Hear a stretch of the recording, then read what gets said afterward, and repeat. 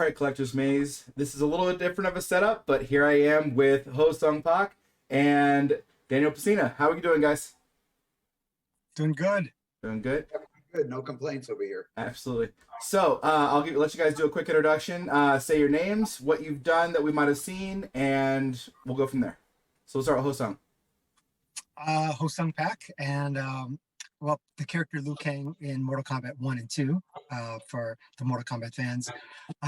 You don't see me, but I played the turtle character in Teenage Mutant Ninja Turtles 2 and 3, Raphael, and various films, playing lead guy opposite Jackie Chan in Drunken Master that's Legend Drunken Master, to stunts in Transformers.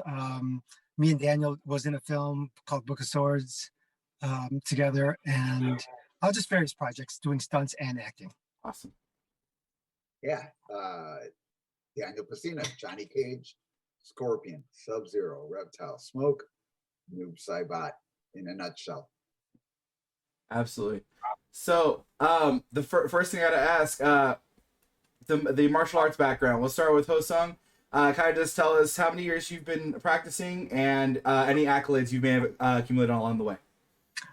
Martial arts, actually, that's how everything got started, is through our martial arts, actually, for me and Dan. Dan and I started martial arts, gosh, when we were teenagers. So we practiced together, which is, amazing in Chicago. Then we started competing in tournaments. And I was fortunate enough to have a really good team around me, which I think is very important.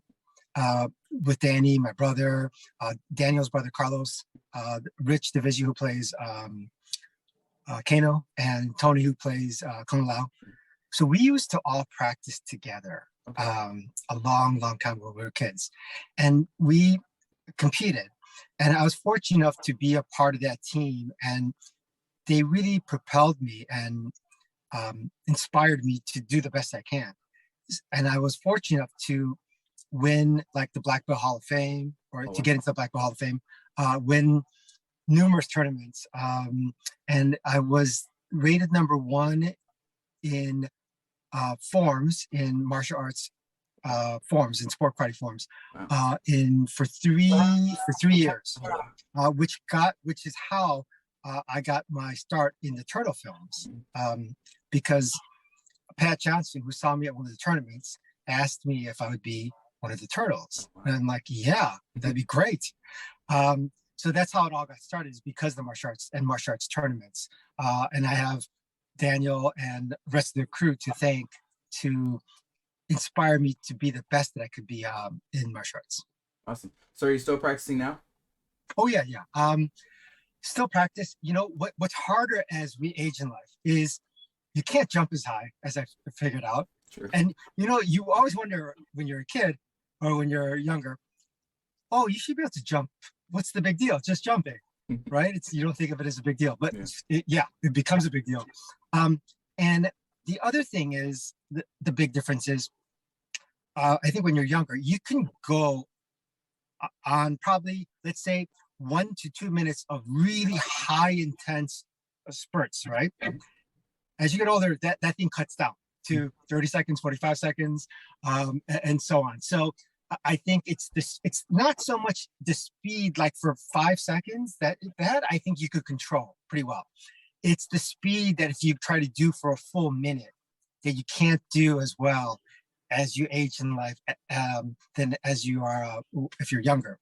So those are probably the two main things that I would say. Working out is still great. Everything's awesome, except can't jump as high and can't go as fast for as long as you would like. I understand that. So to give you a little insight, we would be practicing in 2 or 3 hour spurts, like 3 times a day. So it wasn't just like, we're going to just work out for 1 hour. No, we're talking 7 days a week practicing that intensely. And because of the competitive spirit, like, we would try to push each other and excel, at what we're doing. And, when you compete, it's really different than just doing martial art as a hobby, or even just, because you are really going like sprinting. So if you ever sprint, imagine sprinting for over a minute. And that's what you're trying to do. Like you're resting and then you're going to try to sprint for another minute. And then you rest a little bit. And so we were all doing like things like that, or just saying, we would see how high up we would jump, or see how we could do an aerial cartwheel, and the next person would try to surpass that and surpass that. So we were always really, really trying to one up each other and create like our own brand of, even though it's Wushu, it's our own brand of martial art. And I think that really helped us in projects, having that creative mentality. Absolutely. And it kept y'all It's young. because I'm sorry to interrupt you. It's because of the different backgrounds. We had Kung Fu, Taekwondo, Wushu as a background. And when you try to combine everything, I think that's what Danny means. You kind of create your own little style or your own little way of doing the martial arts itself. So I think combining all those helped us tremendously. Absolutely. So Daniel, same thing. Kind of just run down your experience and what you're trained in, how long you've been doing it, stuff like that. I started training judo in like 1969. Oh wow! When I was younger, and then just rising up through it. Even today, practicing. I need more naps because I am still like I teach. I teach out of a school, so that I still don't just stand around and teach. Like I try to do it with whoever I'm teaching. Doing a lot of private, so I try to do it with my clients or things like that, which makes me really, really tired. Absolutely. Yeah, I've seen so much cool stuff on Instagram from you. It's so cool, so awesome. Thanks. Yeah, it's really fun, and it is an art because even we've gotten older and we still embrace it. We're still doing it, and we're still creating with it, and it goes on. It's a way of life. Absolutely. So. Hosung, what year did you actually start? Well, I started heavily in, like 81. Okay. I started heavily. And I kind of had a background in it.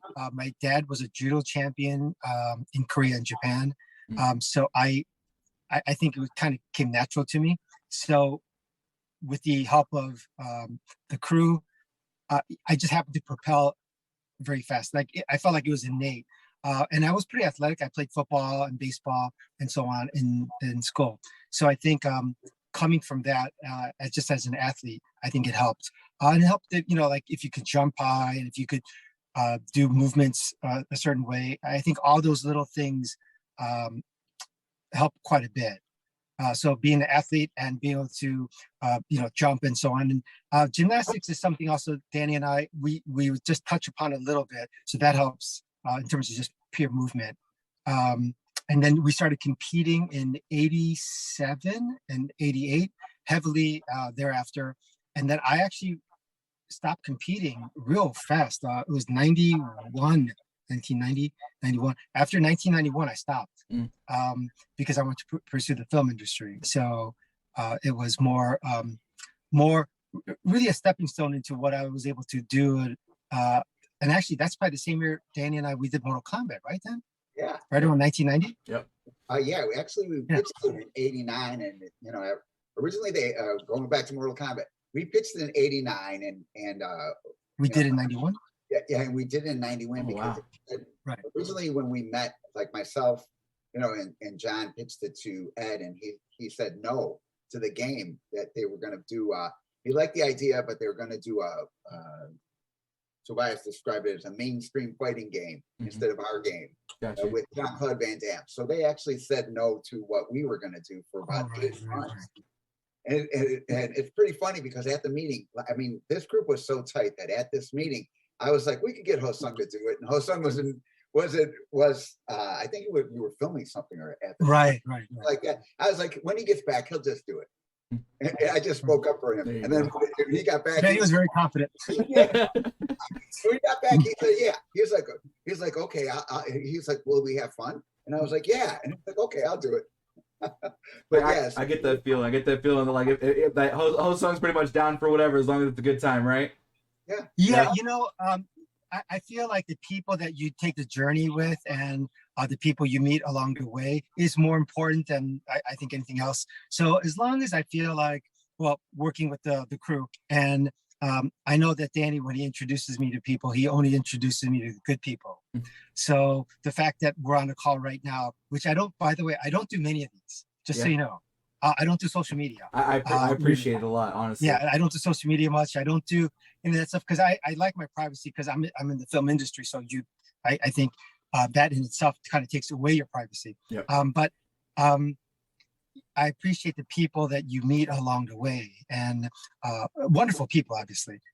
So when Danny asked me to do this, and I kind of shied away throughout these years about doing anything like this, just because I like my privacy, and this isn't really the forefront of the things I want to do. But when Danny sat down one day and convinced me, said, we'll have a good time, you'll meet wonderful people and so on. I said, you know what, I'm in. So Dan, as long as you're doing it, I'll be there with you, and we can enjoy the journey together. And that's why, you know, we're talking with you right now. Absolutely. And that speaks even more volumes to Daniel as well, for the kind of person he is too, because honestly, I feel like we couldn't have talked to half the people, like a third of the people we've gotten to talk to, unless it was, you know, organized by Daniel. So I appreciate you, Ho-Sung, for doing this with us, and Daniel, thank you for organizing things, man. This is incredible. It's awesome. Gonna be really fun. Yes, it is. So speaking of which, how about your convention? Can you tell us something about it? And absolutely. So we're making this the official 30th anniversary of Mortal Kombat. The original arcade cabinet. It's the actual day of October 8th was the day that it was released. So yes. So the first thing we're gonna do on Friday night, we're gonna have just a party. We're gonna have fun, kick back, meet a few people, and just have a good time. Daniel has already told me to bring an extra liver, so I need to make sure to throw it in the backpack. Have it handy. Exactly. Put it in the little meat cooler so I can swap it out real quick, just in case. Sure. But no, it's going to be a great time. Wichita is a nice area, especially that time of year. It's not too hot, not too cold. It's going to be just a nice, awesome party there. And then we have Saturday and Sunday where basically we're going to have panels, we're going to have vendors, tons of awesome people coming through. It's going to be a great time. Not only did we get you guys, but on top of the Mortal Kombat cast, we have Bowser coming. We have Peach and Toad are the same person. We have the lady who does the voice of Tails for Sonic the Hedgehog, the new movie. Okay. She's going to be there, and a bunch of people from a bunch of, it's excellent tier 1 talent coming through. It's going to be amazing. That sounds wonderful. It's going to be great. It's going to be absolutely fantastic. We're excited. I've been involved for about 7-8 weeks, and I'm sitting here just like, come on, October. I am so excited for this. It's going to be a good time. That's so great. I mean, it's wonderful to hear that the enthusiasm that you have behind this. That makes everything even better. Yeah. No, I told Richard and I told John Parrish, I have thousands of hours beating the crap out of you guys. And that's great. And using you guys to beat up each other. Like I have played a lot of Mortal Kombat. Are you a very good player in the game? Not anymore. For 3, with Mortal Kombat 3, yeah, I was really good at 3. I memorized all the codes to put in for 3 and all that stuff. I played 1 and 2 quite a bit, but 3's when I really got into it. I played a lot of 3, but after probably 4, I stopped playing it as much. But I'd literally go back and play. I kept my Super Nintendo so I could play. Well, I still think game 2 for me, I still think is the best game. The game itself, the characters look real. The movements are real movements, obviously, because we did them. Yep. And it's like 2 people fighting, right? Whereas I think now, which is still great, the movements are like hyper, crazy, right? In terms of what they do. Yeah. But in terms of like what actual movement does when you do fights, it's not really that. Yep. So still, to me, part 2 is the most realistic, fun, interesting game to this day. Yep. So yeah, that's my vote. MK2. I absolutely agree. The only reason I played 3 as much as I did was because of the secret codes, so I could put in invisibility and just mess with them. Right, right. But no, As the game moved on, they did more and more interesting things. Too bad they can't go back to part 2 and create those things. yep. Right, recreate all that stuff. That would be kind of cool. See, I always thought about kind of combining the retro with the now, not necessarily Mortal Kombat, but what they've done with the UFC games, Yes. and bring it in kind of a little bit with the Mortal Kombat version of 2. They actually have, it's really funny, they have a Kumite mode in UFC 4 this year, where you actually fight in a roped arena. You can get the roped Muay Thai hands and everything, and you just fight in an arena, and you don't even like have grapple if you want to. You just kickbox. It's crazy. Oh, And okay. I think mixing that with the Mortal Kombat aspect would be sick. Right. Yeah. Maybe one day. Maybe one day. Absolutely. Yeah. So, what are you guys up to now? Daniel, we'll start with you. What do you like? You said you were teaching, but what else are you doing? Teaching started to, we're getting out of basically not out of COVID, but for the events we're out of COVID. So I'm fielding offers to, before we jump down, I was speaking with Hosung about another event that we'll be attending on the other side of the U.S. So that's starting to build up. Yeah, it would be nice. I did say, Dan, one thing to Dan, if we just like, I believe Daniel goes to Brazil, Argentina, and other places like that. I was like, you know what? If you take those trips again, then I'll be by your side. That's awesome. I'll take those trips with you. So I think those are things that will journeys that we'll take together for MK 30th anniversary outside of your convention. Me outside of the official. Yeah, exactly. Gotcha. Absolutely. The official day, absolutely. Yeah. Yeah, the unofficial official, but but this event should be pretty good because we're all getting back together. Right now we're just waiting to confirm. Liz, she's the last one. Yeah, she's the last one, and I told her even if you have just one day, even if you can come out Saturday, let's do it. She's gonna at least try to push for that, if not the whole weekend. So. Fingers crossed. It'll be incredible because we have. I would say I've been telling people 85% of Mortal Kombat 1 and 2, and that's really close. I'm pretty sure we're really close to that. Yeah, actually, for 1 and 2, we're really really close to that. Yeah, really. If Liz comes, it's 100%. I'm going to social media, Twitter, whatever. 100%. Oh my gosh. Yeah. Yeah, it's good. I'm happy to see how the franchise has expanded, and seeing people contribute to the characters that we, basically created the backbone for, and anybody who does like Scorpion does stuff that I created for Scorpion. So it's cool to see them add what they have to it. Absolutely. Cool. Absolutely. Hosung, what are you doing nowadays? Filming, stunts and acting. In fact, so I hope this does not happen, but I am supposed to go to Korea for a project. So since I'm Korean, I really wanted to do some Korean projects. That would be, for me, that would be like a full circle. So I am supposed to this fall, in early fall, I think in September, supposed to August or September, right around that time period, go to Korea for 3 weeks for a project. So I'm just hoping that it does not overlap somehow. Like if they get delayed or something happens, it gets delayed in terms of missing your event. Other than Korea, I will be there.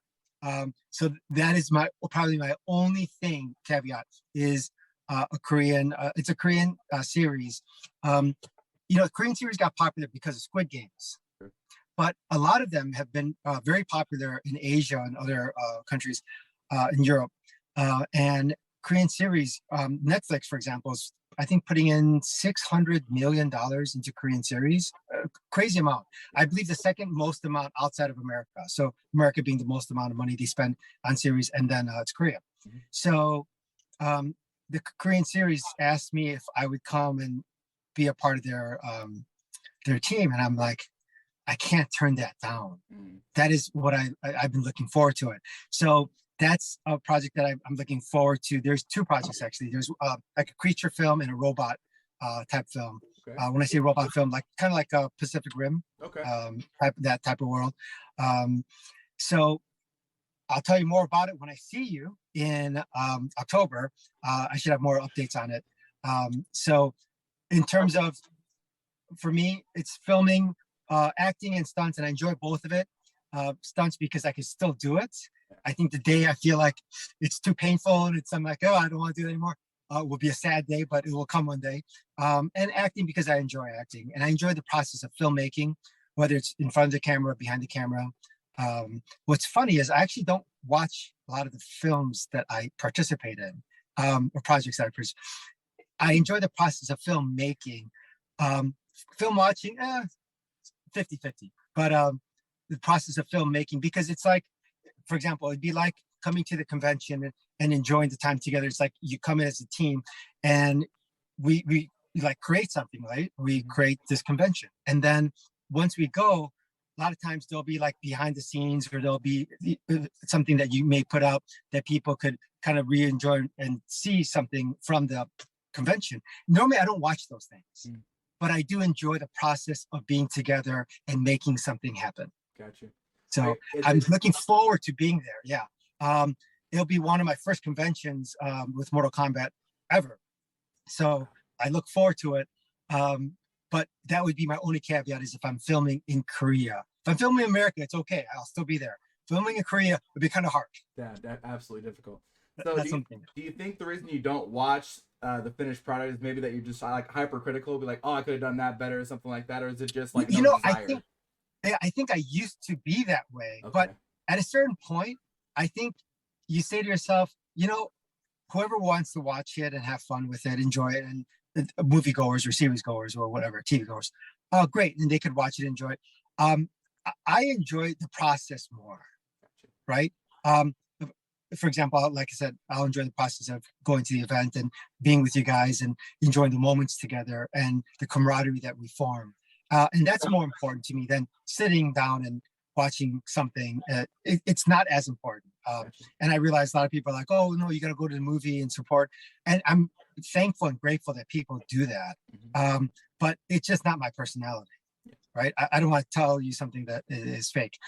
So in general, I don't watch that many movies.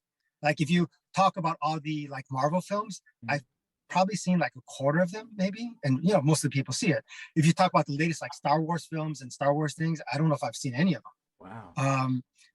I just don't get around to it, and it's not my priority. Yep. But being there and being with the people and going on the journey together in your convention will be my priority. Gotcha. Absolutely. Yeah. So it sounds like Ho-Sung's ready for this. Daniel, how excited are you to be in Wichita?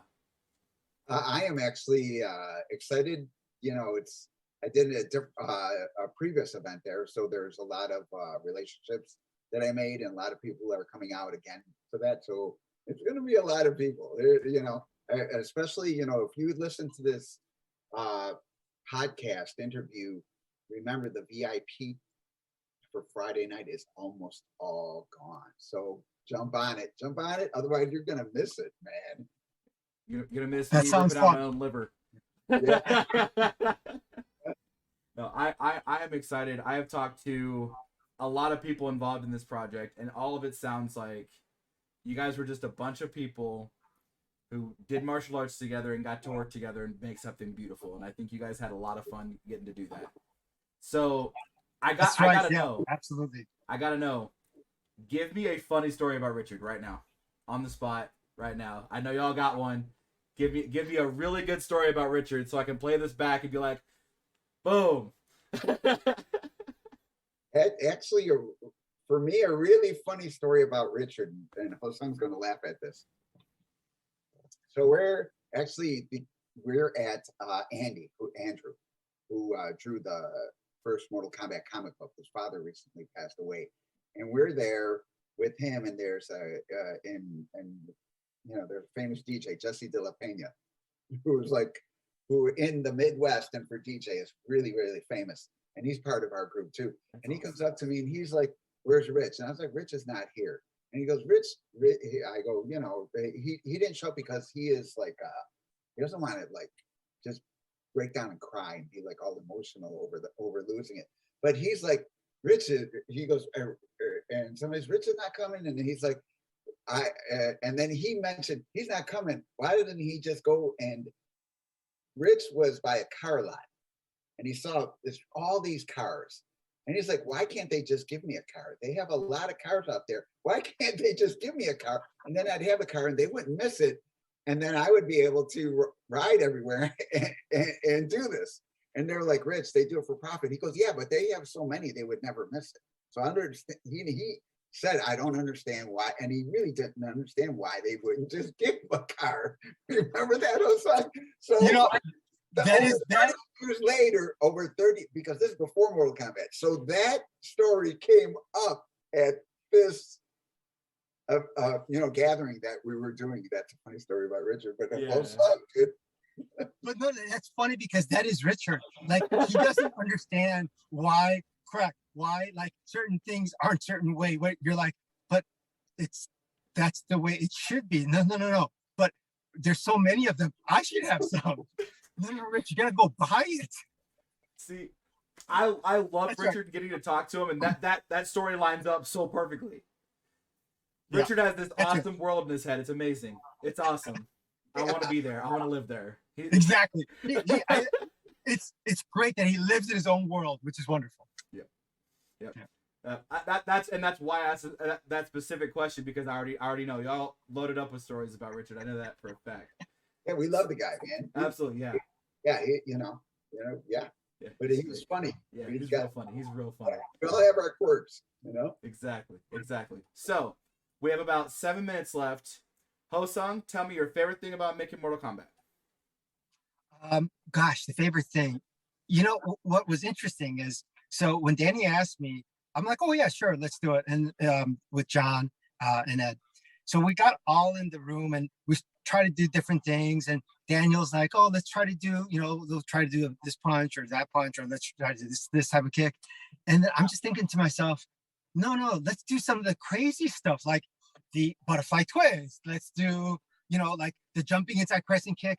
But we weren't able to do some of the crazy things that we wanted to do. I think that would add much more into the game, because the game back then just did not have the bandwidth, the memory to be able to do the things that we want to do. So here I am throwing all these like crazy things, and like none of them got in there. So imagine how cool it'd be if we did have the memory and we're able to throw everything that we had into the game. It would be much, I mean, it's awesome as it is, but it would be just so much greater. Game designers, that's the man to call. To get all the crazy moves in real quick. Right. That's right. Daniel, same question. What's your favorite thing about being a part of Mortal Kombat? I think in general is the like the creation from it. Like people, you know, you talk about, you know, all the people who created it, but it was you know, when I look back at it, in my opinion, it was inspiration through movement. Like nothing, because the company really didn't, or John really didn't have like an outline of it. You know, he wasn't like, oh, do this or that. We were just doing, you know, Son can agree. We were just doing whatever we wanted and be like, oh, how about if we do this? How about if we do that? And then he'd be like writing stuff down, you know, especially at the very beginning, he was just writing stuff down to when he would see Ed, to ask Ed, hey, is this possible if we can do this or that? Because it was really just all through the movement of the game and us just trying to do different things. So, you know, and trying to overcome things that a low budget game had. You know, we're using John's dad's camera to film. Wow. It wasn't even, you know, we're doing stuff like, you know, and at the beginning it was like, jump up, don't jump up so high, jump lower, but hold your feet up. And then, you know, how float, you know, so, you know, after hundreds of jumps, I was finally like, can I sit on something and I'll fake jump, because I still wanted us to have that when you do some jump, there's something to that. you know, as opposed to if you're standing and then all of a sudden you're standing on it, sitting on something, and then you just land. There's something missing in that feeling. So I was like, can we, you know, do stuff like this? And he was like, yeah, we could try to do that. So just figuring all that stuff out of how to make the game was really, really, really cool. You know, as right. The process of figuring it out.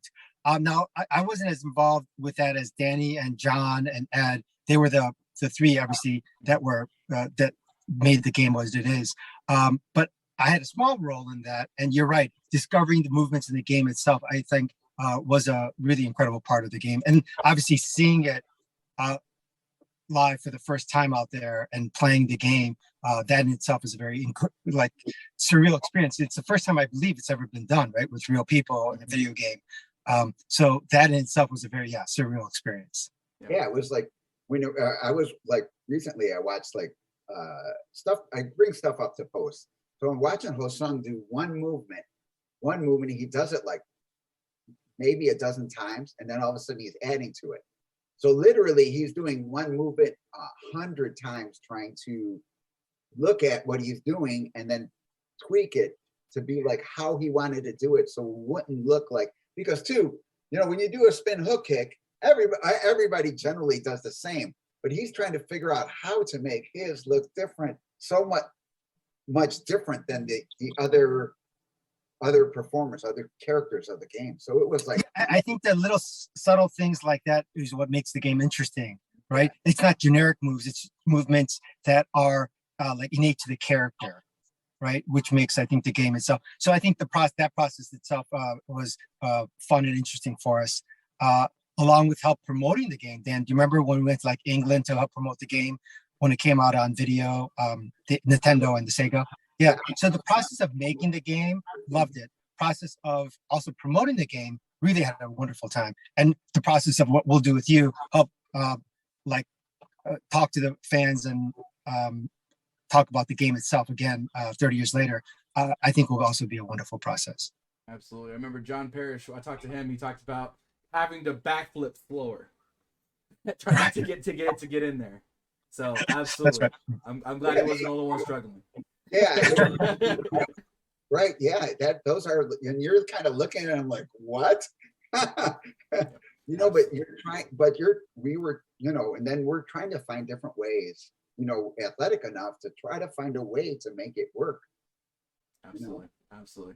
All right, gentlemen, that's our time. Thank you so much for doing this, Hosung and Daniel. Thank you so much. I am beyond stoked to be talking to you guys, and I can't wait to shake you guys' hands. It's gonna be amazing. It's gonna be absolutely incredible. That would be wonderful. Yeah. So it'll be a great time. Everyone show up, please. Absolutely. Everybody come, because like he said, this is the first couple he's ever done. So definitely show up. But thanks again, guys. I will catch you guys later. All right, take care.